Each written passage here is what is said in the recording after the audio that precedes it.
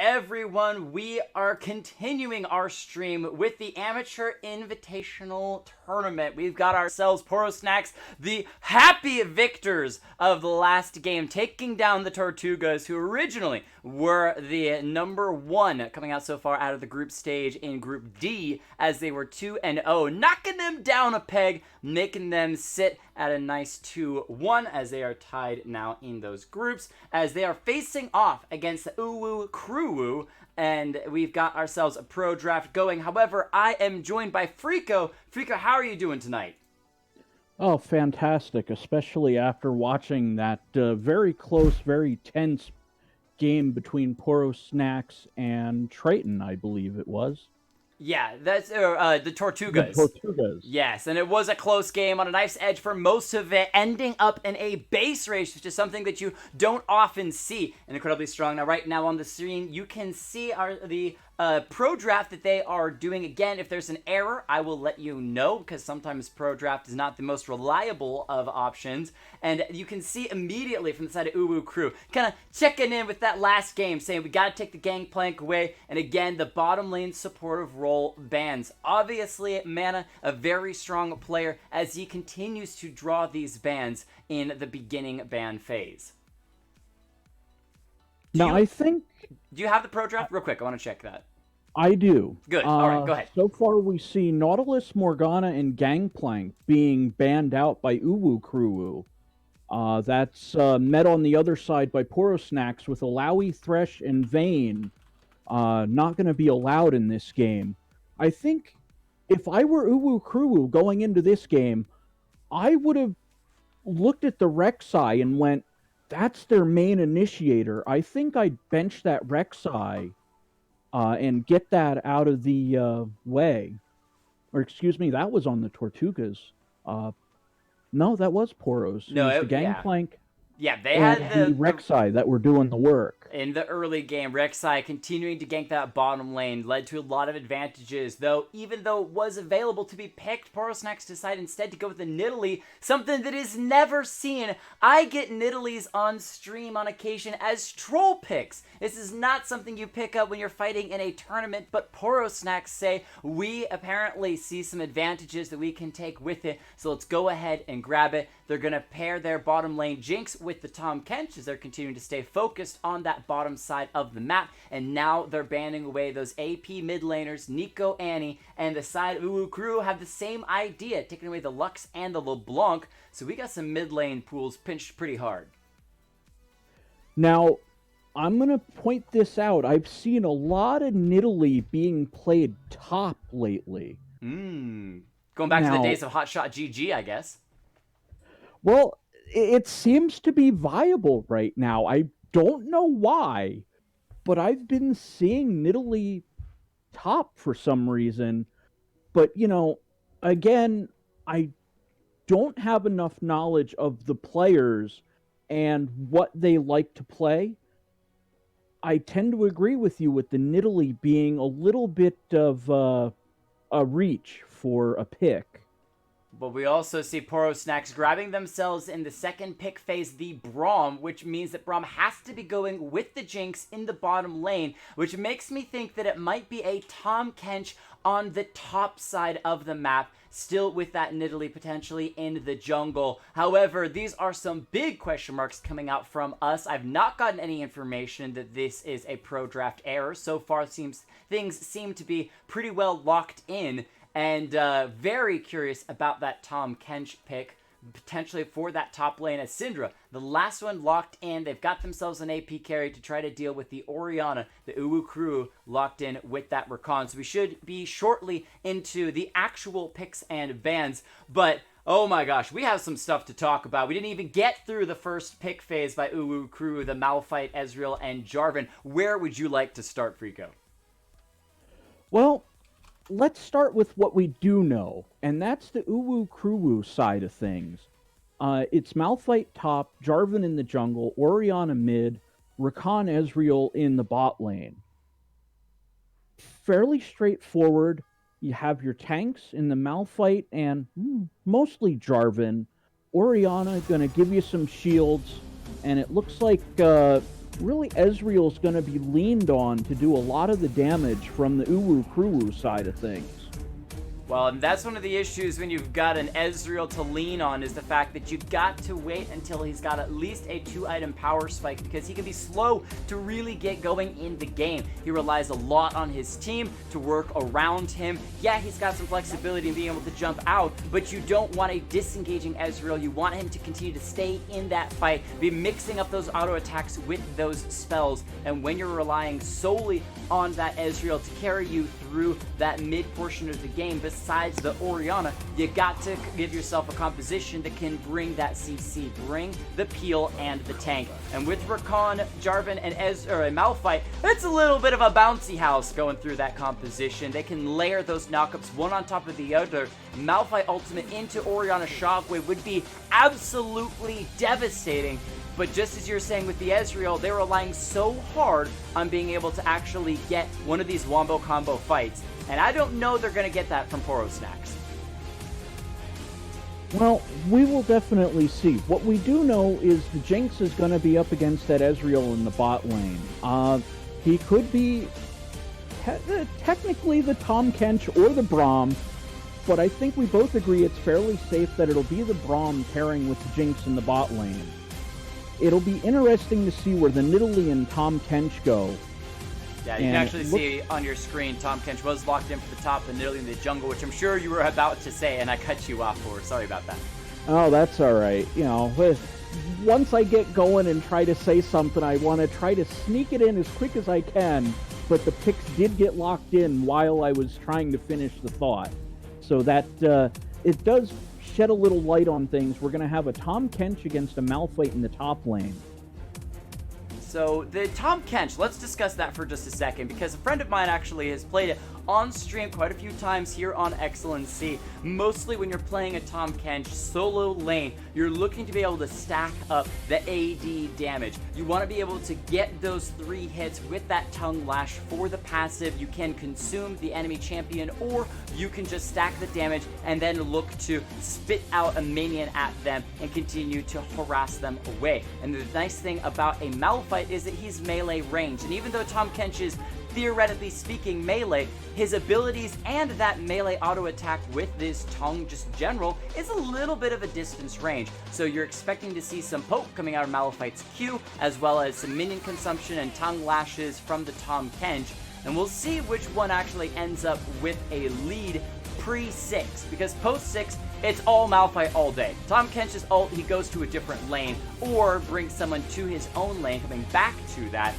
But just at that level 6, Malphite throws down that ultimate. It does a massive amount of damage. He could probably solo Tahm Kench. Now, that is an interesting point you bring up with Tahm Kench's ult. You could have a Nidalee delivery system with the Tahm Kench finding a gank in the top lane with Nidalee, and then Tahm Kench just simply, okay, hop in, we're going to go for a ride down into the mid lane. It's an interesting strategy. I'd like to see this actually work out. It'd be fantastic if it does. Yeah, it's a little bit of a Barbie ride to the top lane, potentially from that Nidalee. You could also bring the Syndra as well. She's got plenty of CC and damage to speak of. Now, talking about the Nidalee, let's discuss a little bit. She's been played occasionally on the stream, a little bit. You're looking at, you've got to land a spear so that she can go into Cougar form, land the pounce, and has lots of follow-up damage afterwards, especially if you build her kind of an AP bruiser. She can bring some heavy damage to the table, and you really rely on that spear to hit to follow it up with that Cougar form. That said, very squishy, so we'll need Braum or the CC out of the Syndra and Tahm Kench to back her up when it comes to a bit more skirmishing, and definitely not a 5v5 champion. You do not want to be in the midst of a big enemy team on a super squishy Nidalee. You want to be focusing on just grabbing picks, popping somebody, and getting out, hopping over walls before the enemy team can respond. Yeah, that Nidalee feels like going to be a little lacking in the team fight department. Throw a spear, maybe get in a heal to augment Jinx's attack speed with a little bit of a steroid there. But Nidalee really feels like that champion that holds up the sign and like, I'm helping, really. I'm helping. I am relevant. Pay attention to me. We'll see how all of that goes through as we are into the spectator delay, which means it's time to run through the players and their champions. On the side of Uwu cruwu, we've got Feathers and Fur playing for the first time on the stream with the Malphite in the top lane. Daddy Atlas on the Jarvan in the jungle. Astral looking for his similar shockwaves to what we saw last game on the Orianna. Thievery with the Ezreal and the AD carry role. And I disappoint, well, I certainly hope not, on the Rakan in the bottom lane. If you would do the honors running through Poro Snacks. Absolutely, and as you said, our red side is Poro Snacks. JOTK on the Tom Kench. Iman on the Nidalee. Twigsy on the Syndra. Akasha 75 on the Jinx. Bidamana on the Braum. Alright, now that we've heard through that, we can look at the compositions a little bit more in depth. We've been discussing the team fight potential for Uwu cruwu, the pick potential from Poro Snacks, but really, let's look at the laning phase. In the bottom lane from both teams, that Ezreal Rakan very safe. We've seen Rakan's be able to just pop in, get a little bit of a knock up, back away. Ezreal himself a fairly safe champion, but once CC arrives, it can make their life difficult, especially pre-6, and that's going to be on Mana on the side of Poro Snacks. That Braum needs to be able to land the concussive blows stack, whether it's through the Winter's Bite or simply an auto attack, because Jinx in Gatling gun form can proc it so quickly that could lead themselves to advantages. Otherwise, they might just get poked out. So I'm really wanting to watch Mana on this Braum, how he uses the Unbreakable Wall to kind of give themselves an edge in that bottom lane. Now, I think the edge is actually going to come not from the bottom lane itself. I really feel pre-6 that A-Man on that Nidalee is really going to potentially make the difference in that bot lane matchup. You've got a very safe bot lane on both sides. I give a little bit of an edge to the Jinx over the Ezreal to start off, but with the Rakan and the Braum, the just giant security blankets on both sides. I think the Nidalee coming in with a spear out of vision from a tri-brush or even the river brush, and then coming in, jumping into cougar form, catching somebody out, may just be that thing that pushes Poro Snacks into a 3-1 record. We'll see if they can definitely do that, because it is all on this game here. If they go down, they are 2-2, and things could look really rough for them in the next game, because they might have to play some tiebreakers to figure out who actually leads at the end of it all. But if they win, if they go 3-1, they tie up the Tortugas, and if Tortugas lose in the game after this, they could be the #1 seed coming out of Group D for this tournament. We'll have to see whether or not how they do on the Rift before we can get that far, as we've gotten all of the players and their compositions locked in. Another player I want to keep my eyes on is Twigsy with this Syndra, able to roam and find some good CC, but also potentially able to just wreck Orianna's day in the mid lane. Good range, good damage, and once you get that Unleash Power ultimate, you can find your own kills solo in that mid lane. Now, this will be a very interesting start, it looks like. We've got everybody from the Uwu cruwu. We've got a 5-stack on the bottom lane. Well, and there's actually early pings from Poro Snacks as well to the top side of the river. But they aren't actually going to cross the river. They're just going to sit on that shore. And with Uwu cruwu collecting as all this 5, they could maybe find the Jinx. Is she paying attention? She's going to get seen and immediately start running. Oh, good reconsideration heading towards the Braum. However, I don't know if it's going to be enough. Flash for flash. Rakan and Jinx both burning those. Syndra coming down as well, but won't have the sun available. Just can show up a little bit of orbs. So, flash for flash traded. Not the end of the world. However, it is going to be a small advantage for Poro Snacks as the Ignite from Rakan has been used as well. Yeah, I was just going to point that out. Rakan initiating with the Ignite and the Flash, hoping to catch Jinx out, but it didn't look like it did much aside from reset Jinx back to the fountain.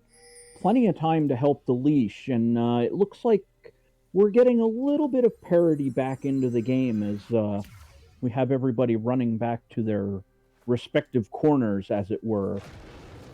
Everyone just starting off a little bit on the slow side. We've seen some junglers start on the top of the map for different reasons this game, but with a bit of that kind of, again, slower and more classic response to this game once those flashes got burned, it's going to be both junglers starting on the bottom side of the map, picking those up, getting that helpful leash by the bottom lane carries. So keep our eyes on those junglers and their movements throughout the game, as Jarvan is going to leave that bottom side and head immediately towards his wolves, probably grabbing those before going for blue buff or maybe even the scuttle crab. I think it's actually going to be both. With the timing change of the scuttle crab, you're going to see Jarvan probably go to the blue buff, and then that should put him right in position to look at either top and mid for a gank as we get a... Oh, hold on. Malphite dropping low. Tahm Kench is going to lash him down. Flash in. It's a flash for flash. And the unbenched Kench starting off strong for Poro Snacks. Yeah, interesting play there. Malphite just looked like he completely underestimated the damage by Tahm Kench on JUTK. And he did burn all of those corrupting potion stacks to aid in that extra little bit of damage. Maybe that was that surprise factor on that top side. So he won't have those to heal back up, but forcing the TP out of Malphite so early is very nice. Now the jungler is going to skirmish for just a little bit. A-Man getting procced down low. However, he's got some spears and forces the flash out of the Jarvan. Can now chase in, miss the spear, however, flashes forward. There's the last auto attack. That's some refreshed buffs. And a good second kill for Poro Snacks as they are starting to take over the early game. Yeah, there you see, Bit of a stun. hitting Syndra. that spear, Okay, go and ahead. he's got some action in the mid lane as well. Yeah, actually the mid lane started and closed out pretty fast. So what were you going to say about the Nidalee? Well, you saw there, Nidalee almost got caught out by the Jarvan. Looking at the blue side on cruwu's side, but Nidalee actually winning that engage against the Jarvan by landing a spear and then finishing it with another spear. Yeah, I mean, it's spears for days coming out of that Nidalee, and the thing that I like a lot is that, hold on one second. There we go. The fact that she went aggressive. You could see that she was running into the enemy team's jungle, and Jarvan kind of caught her out, and you're thinking, oh, this could be potentially bad. She was the one who lost a lot of health first, however, had the heal, and then said, you know what, I'm going to burn everything. I'm going to flash after the Jarvan to continue to chase this down, and the synergy in being able to pop out and throw the last flying in auto attack to take down the Jarvan was incredibly nice. So, Poro Snacks, at least A-Man, feeling very comfortable on this Nidalee. We'll see if he can keep that pressure up as things have slowed down just a little bit throughout this beginning portion of the game. 10 CS lead on Ezreal in the bottom lane. Now that CS lead is getting equaled pretty much by the Tahm Kench on the top lane as well. The discrepancy starting to show in the mid lane with the Orianna having a bit of an advantage. Syndra having to back, possibly a little earlier than she... Yeah, wasn't able to complete any major items, just a tome to kind of start the game off, and those boots for extra mobility running around, mostly to get back to lane at this point. Doesn't have TP either, so Orianna could match the Syndra and walk back to lane as that wave is going to be slowly pushing in. CS caught back up by the Syndra for now, so that's a decent start. And an Ocean Drake beginning to the game once again. Not exactly the most exciting, but would be nice, especially for those mana-heavy champions like the Syndra, like the Orianna, or the Nidalee. We'll see which team decides to focus on that bottom side. Now, as a jungler main myself, not that I'm any good anymore, the first Drake I always love to see is the Ocean Drake, because that gives not only me, but my team the sustain to hold the lanes and give me as the jungler a much more favorable ability to gank into a lane because I know my lane partners and teammates are more likely, higher HP. Yeah. They've got the ability power to stay in the fight. Both junglers just dropping by and visiting top lane. Small skirmish on the bottom side again. Braum doing a great job with that Unbreakable to disengage the fight. Hard for Ezreal to sneak those shots around that big wall. But both junglers kind of failing a little bit on that top side. Not able to collapse that much. As Orianna, though, going to be the target in the mid lane. Nice flash to evade the Javelin out of the Nidalee. So A-Man will go sprinting away. Still, though, keeping up heavy pressure. Gank at the top side, gank in the mid, gank on the top side, gank in the mid. And it looks like Nidalee's getting a little cheeky here. Gonna possibly be able to escape with this red buff before Jarvan gets over there. Let's see if that happens. Jarvan walks in, sees his red buff stolen away. A-Man with some great positioning on that. Able to get a small advantage. And again, these small things do stack up. So, yeah, red buff isn't going to mean that much, but it keeps it out of Jarvan's hands, and it continues to give you a little bit more gold. Hold on a moment. Ezreal going to be walking up with the Rakan. Jinx is still getting farm on the bottom side, keeping those minions away from the turret. No engage from either team in that river. I think we might see a little bit of a setup here. Yeah, Jarvan can come in. There's no mana on Twigsy. All right. Well, yeah, he didn't have his ultimate, and I think he messed up the flag before he landed messed up the Demacian standard before trying to drop the Q and catch in for the auto attack. Maybe he was hoping to just burn the flash out of Twigsy as that Syndra was low, but she holds on to the flash, and now Nilly going to be ganking here onto the Orianna. Drops Astral low, however. Oh, perfect positioning from Akasha from downtown. Super mega death rocket, perfectly named. Sniped from the mid lane. Yeah, that was a great shot by Jinx. Yeah, and that's the synergy, though, from Poro Snacks is looking so good. The communication, being able to let each other know what's happening in that mid lane. Hey, Jinx, this is a free kill if you land it. And Akasha makes it look good. Yeah.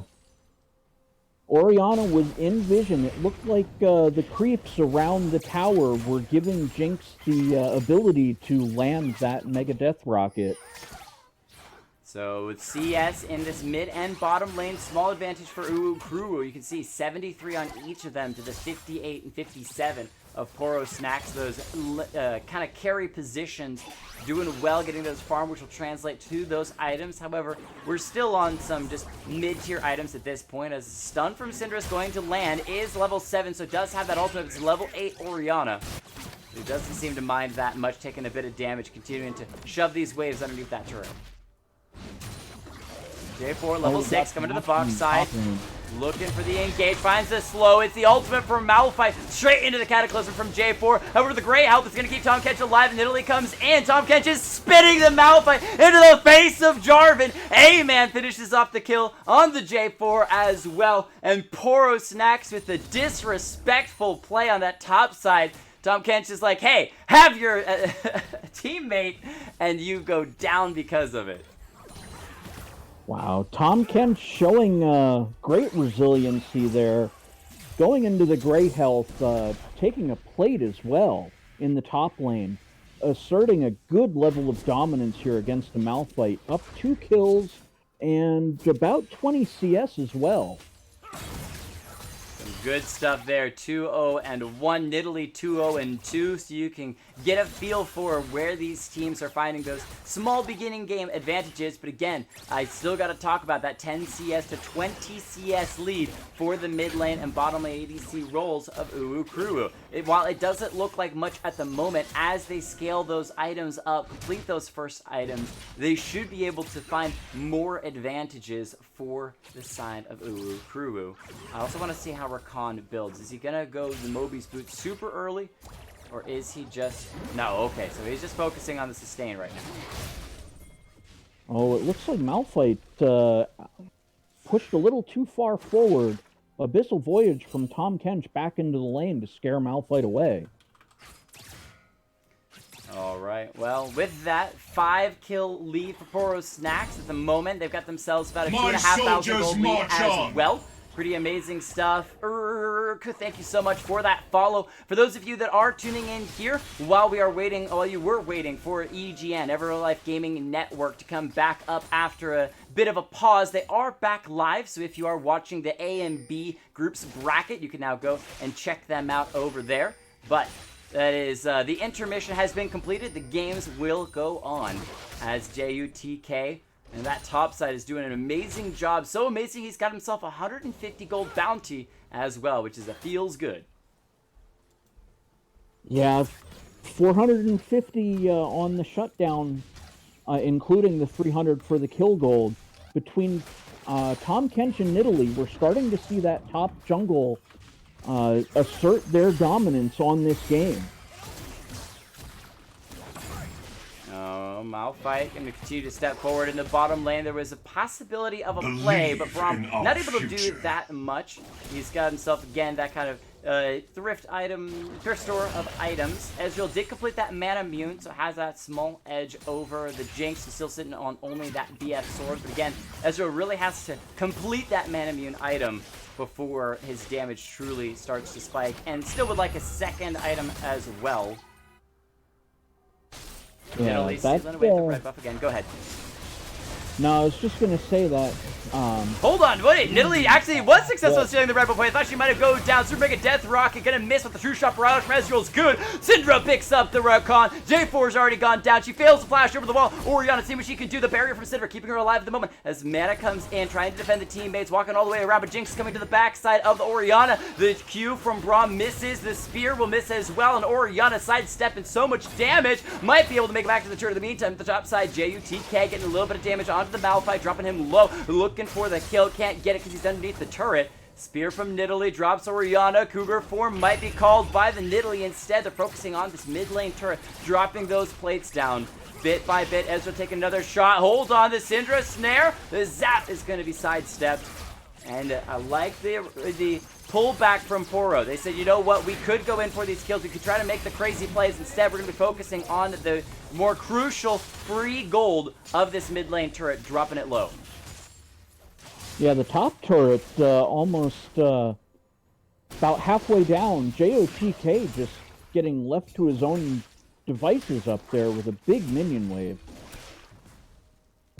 Alright, 0 kills to 7 at the moment. Poro Snacks doing excellently at this point by about 5,000 gold lead. This is one of the biggest leads we've seen in the early game for any of the teams today, as Mana going to get jumped upon a little bit, but all of this is off of some amazing movement, and again, that just careful aggression by Poro Snacks. Sometimes teams are making crazy plays, seeing who just wins out in the micro game. Can I outplay you? Can you outplay me? But Poro Snacks, having not given a single kill over, seem to be more on the defensive side. But I mean, Caster Curse comes true. As I'm saying that, Twigsy is going to fall in the mid lane just with a nice simple roam and ult by Feathers of Fur on the Malphite. Yeah, while you were talking, Malphite decided, top lane not's working out so well for me. I'm going to go mid and just, use an unstoppable force here. Oh, Astro caught out, will be dropped. Nidalee's got plenty of damage. However, the Ocean Drake has started up. Braum, no, not going to be able to seal away the flash from J4 is good. The Smite is good, as he's also going to be able to flash away. Recon getting a 2-man knock-up. The Jinx all going to drop Thievery low. There is an Inferno Drake coming up in a bit, just so you can see that as... Hold on, Nidalee's going to drop the re-engage from J4. Finds himself the Nidalee. The Cataclysm is good. However, he's being poked down bit by bit. Jinx, untargeted throughout that fight, takes him down. It's overall a 2-4-2. And the Ocean Drake secured by cruwu. And some of these, plays are just not working out for Poro Snacks. It would have worked out. They had cruwu on the back foot, and I think Rakan could not make his way out of the pit. Jarvan decided, oh, okay, well, I'm not going to let you go down for free. I'm going to come in and cataclysm away Nidalee, and as you said, a 2-for-2 fight where it should have been just Rakan basically taken down for free, and trade for the Ocean Drake. And in the bottom lane, they're also going to get a lot of damage onto this bottom lane turret. The plates have already fallen, but they've dropped it down to about half. Oh, the potential re-engage. A great jump by Rakan gets him out of harm's way as the zap from Jinx is following behind. Oh, we've got a Tom Kenshin in Italy, very aggressive in the the unleashed power! Are you kidding me? Burst from the Nidalee, sets up Twigsy for the unleashed power. Easy peasy, making it look clean. Maybe Nidalee needs to come back into the meta because A-Man is doing an amazing job with it so far. And when you're a team that doesn't have front line, doesn't have the tank, besides potentially the Braum, you really want to be the team that's got the pressure and the lead in the game. And so far, Poro Snaccs is doing an excellent job of doing just that.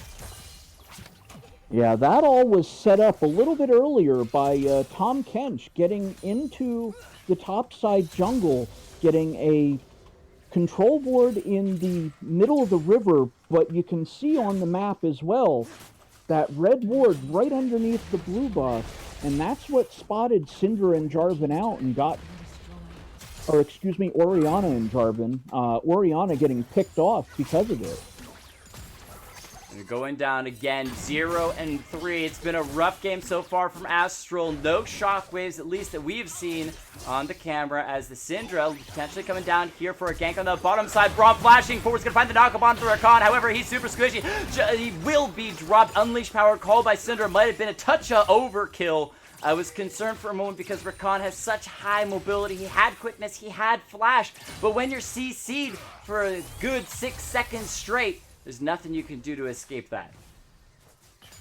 Yeah, definitely. I agree with getting that kill because Rakan did have the quickness up, and he would have been very quickly out of there if he were actually able to land on his own 2 feet for a couple seconds. Oh, nice sidestep by Orianna. Nidalee's still going to land a spear. She can cougar form forward, and the damage is just so unstoppable. Amen. 5-1-5. Just looking so good this game. All right, so go ahead. This is starting to get a little out of hand for the blue side. I think they're going to have to potentially pull back, decide to group up, try to get a shutdown on somebody, try to stem the tide somewhere at this point. And that's the thing to keep your eyes on, right? Is that when we were talking about the picks and bans, the Malphite, the Cataclysms from J4, the quickness from Rakan, those are team group fight powers and strengths from the side of cruwu, and they need to be using those effectively. They need to actually be grouping, and sometimes even if you lose a turret in the side lane, it's still worth to do that if you can find those wombo combo fights. And where previously, when things were fairly even, they could have been able to do that no problem, things now being down about 6,000 gold is making things a bit more tense on the side of cruwu because you have to pick your fight a lot more carefully. They're grouping as 4 in the mid lane. They need to maybe catch out this Jinx. Malphite didn't commit the ultimate. That would have been so good if they had been able to catch Akasha as she was roaming towards that mid lane, but they're gonna back away. I think it's the right thing for cruwu to do right now. They don't have much in the way of vision aside from it looks like a control ward just outside of the pit, but that's getting cleared out by Braum. So the vision at the moment being secured for Poro Snacks around the Infernal Drake that's spawning. Braum going to be a little bit of trouble, throws out that ultimate, knocking up the Rakan as he's dropping down to about half. In the meantime, the Rift Herald gonna be taken on that top side. Nidalee secures it, so a little bit back for Poro Snacks. They're gonna jump for, grab the bomb, flash for flash. The Jinx was able to avoid the ultimate from Braum, but still goes down. Thievery picks up his first kill of the game. He's got that Trinity Force finish. He's got that Man Immune completed. The fights are now going in the favor of cruwu. Tom Kench gonna eat up the J4 for the moment. However, the team is here to defend. The Grey Health called by Tom Kench to avoid the damage by the Cataclysm from J4, but still forced to flash. Super Mega Death Rocket between the goalposts is going to miss completely as you're poking away on the Infernal Drake, but it's going to reset once more as Nidalee trying to poke down the Rakan. His behind enemy lines finds the spear. is just so good at landing these again and again. And now the chase onto the Ezreal. Thievery flashes away, but the flash from Nidalee secure one. Malphite gets the knockup, but it's not going to be near enough. And the team has to back away, licking their wounds. cruwu started the fight off great, but it just was not their turn to actually win a solid fight. And now there's an Infernal Drake for Poro Snaccs. Oh, I think that just went to unfortunate target selection. Choosing to go after the Tahm Kench after getting that initial pick proved to be, well, quite fatal for the cruwu. Nidalee was in the jungle around the red buff, and they had no vision of her, and, well, as you could see, that spear comes out and I believe sniped Jarvan from almost max range. And I have to give credit over to this Nidalee A-man for doing exactly what you want to see into a team that's got the wombo combo of the Malphite or the Rakan. The thing that you don't want to do when you're facing these big AoE ultimates is group up. You want to be split apart. You want to be around. And she used the brush. Even though she was within vision, the Nidalee gets a movement speed boost when she's in that brush. And she was constantly dodging in and out, saying, hey, I'm over here. Don't focus the Tahm Kench because you can focus me instead. And all of that was based off of Malphite burning that ult and not catching the Jinx. Akasha doing an amazing job flashing that ult the last second as cruwu secures themselves their first turret of the game, but they're up against 3 turrets secured by Poro Snacks. Yeah, just getting something going right for cruwu now. Taking their first turret, it looks like they're starting to group up, which is exactly what Poro Snacks does not want to see happen. Yeah. I think we might see a little bit of a shift if... Oh! Ezreal's damage on Syndra, dropping her to about half. If you're on the side of cruwu, hoping that they win. You want to see that a couple dozen more times. What you don't want to see is a shockwave from Orianna completely missing. And though it won't be up, and the Malphite ultimate is there. Unstoppable knock-up onto the Nidalee, but she's just going to heal and jump away. The Tahm Kench is to the backside, CCing everyone. True Shot Barrage doesn't take down the Nidalee either. The redemption is called, but Tahm Kench doesn't care. Pops the Great Health as the members of Poro Snacks, having already picked off 2, are shoving down the mid lane. They're going to back away as the minion wave crashes. Maybe trying to catch out the Ezreal, cause him to go a little bit too far forward as he's dropping the Syndra low. Unleash power is down. Keep your eyes on the Jinx though. Super Mega Death Rocket still up and available. Yeah, that was an unfortunate turn of events for the cruwu. It looked like Ezreal and Jarvan were trying to withdraw from that fight while the rest of the team went in. 16 kills to 5, a 6,000 gold lead for Poro Snacks, but cruwu are making some plays of their own. In the bottom lane, Nidalee gonna pop that Rift Hail, gonna get a nice charge down onto that second tier turret down there. Should be falling pretty quickly though. Nidalee even taking up a turret shot, trying to help out Shelly a little bit. So they don't get a turret necessarily, but that is standing gold to pick up in the future. Oh, I think Nidalee's screen flashed, and it's like, oh wait, I have Eye of the Herald.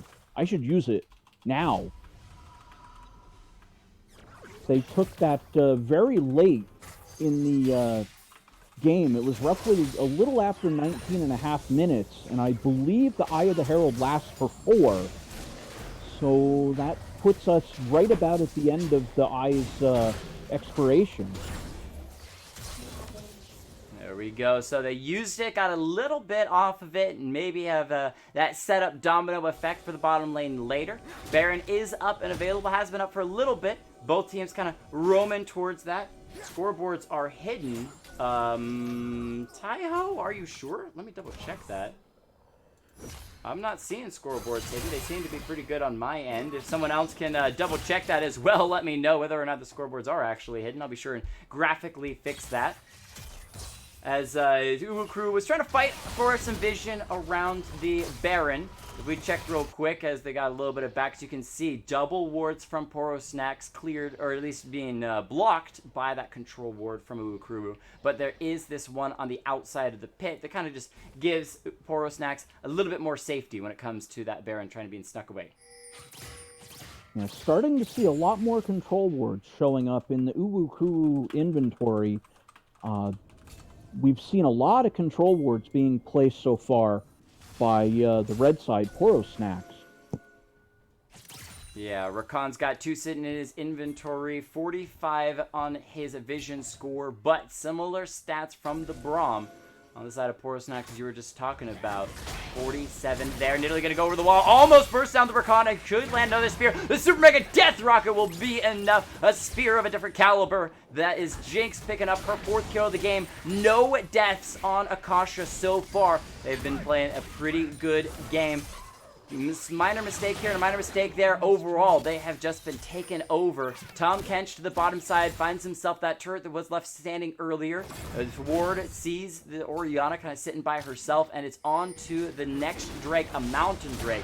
Going to be started up by Poro Snacks as Tahm Kench was getting a little bit of pressure done in that bottom side. Yeah, unfortunately, cruwu, no way to contest that objective in the Infernal Drake. Or, excuse me. Or was that the Mountain Drake that just went down? The Mountain Drake. I was not looking at the Drake while it was going down. Looking at the bottom lane to see if cruwu could try to pick off Tahm Kench.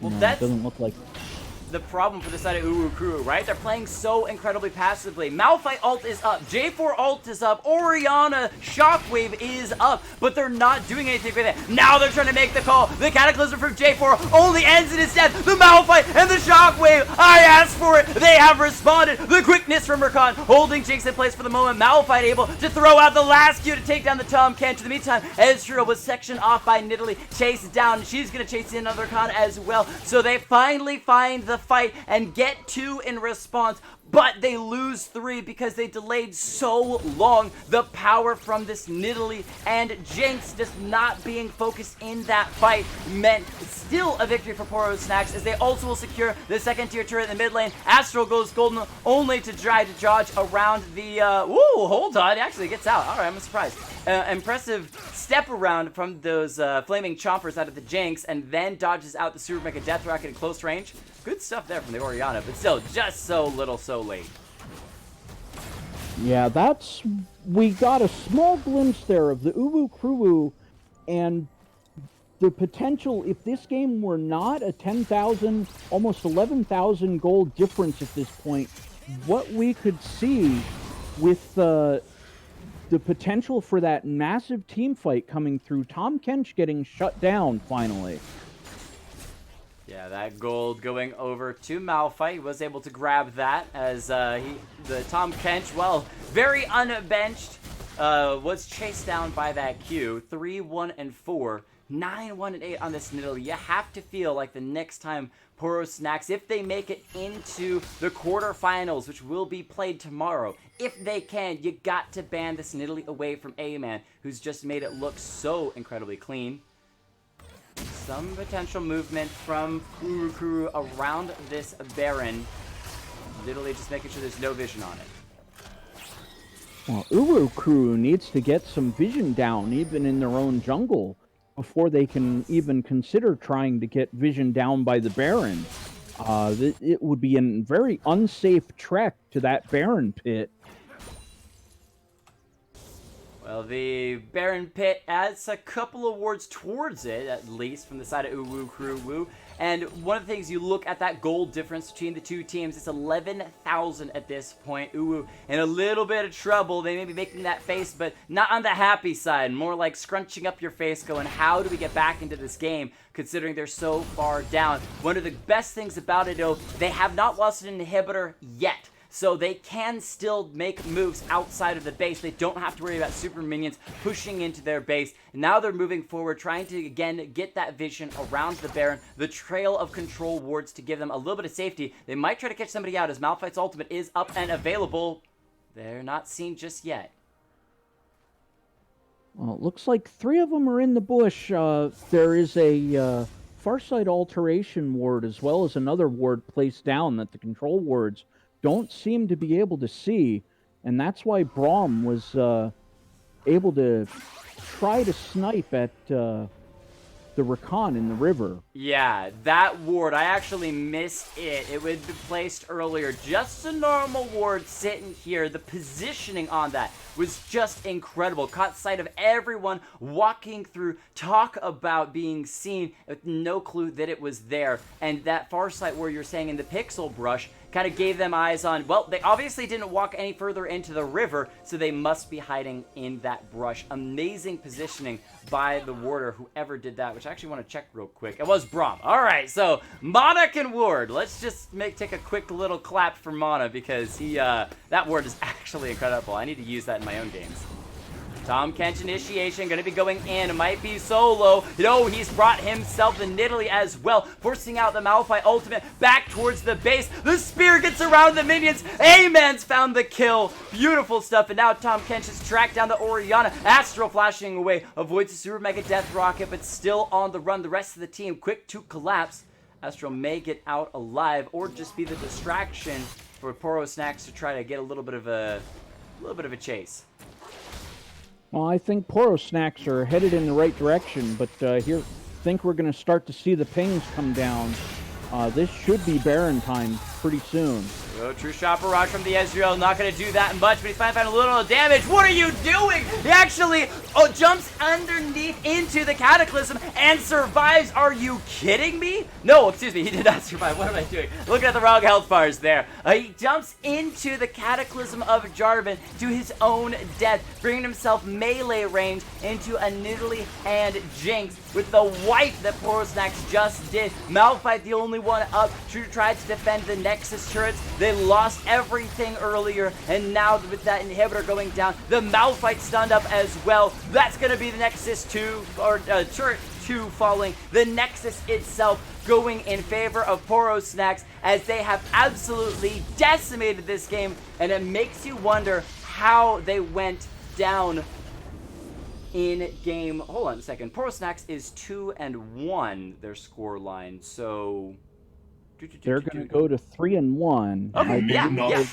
their first match against the team they had just previously defeated in the last game, the Tortugas. So good stuff out of there.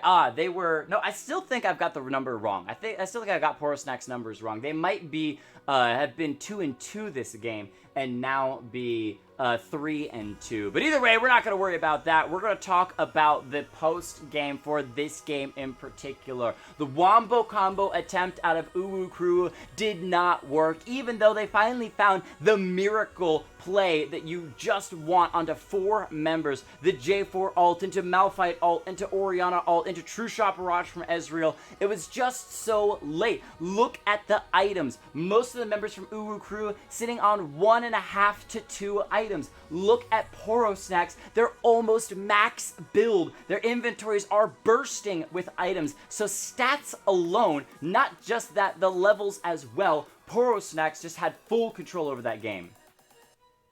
Oh, absolutely. The warding was also a lot more beneficial to the red side, the Poro Snacks. It felt like every time Jarvan wanted to even try to go into his own jungle, there was a Nidalee, a Tahm Kench, a Jinx rocket, somebody stealing away his red, stealing away his blue. The aggressive warding from Poro Snacks really pushed things in their favor. Indeed. Well, with that, we're going to take a very quick break and be right back for the last game of the night. You got to stick around and watch how it goes. Find out what teams are getting out of groups and making it into the quarterfinals tomorrow, because depending on this next game, we could see what will be our victors and which team will be kicked out of groups and not be playing in tomorrow's games. We're taking a quick break. Don't touch that browser, as Dash would say.